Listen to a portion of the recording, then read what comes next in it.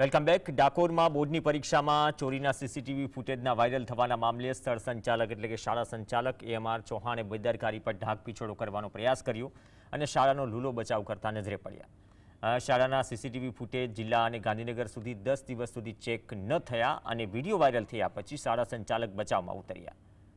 સમગ્ર મામલે શાળા સંચાલકે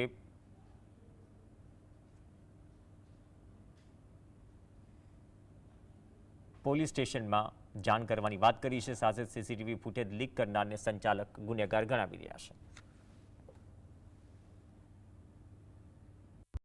ફૂટેજ લીકેજમાં જે કંઈ બ્લોકનું જે ફૂટેજ આવેલું છે એની અંદર એવું દર્શાવવામાં આવ્યું છે કે ભાઈ એમાં ગેરરીતિ થઈ રહી છે કે જે કંઈ પણ છે, પણ હવે મોટામાં મોટો પ્રશ્ન એ છે કે અમારું એ જે ફૂટેજ હોય છે કોન્ફિડેન્શિયલ છે અને જે ગેરરીતિ થઈ હોય તો એના માટે અમે આગળ બોર્ડ કક્ષાએ અને જિલ્લા કક્ષાએ સીડી મોકલીએ છીએ અને એની અંદર ગેરરીતિ પુરવાર થાય તો આગળની કાર્યવાહી કરવામાં આવે છે।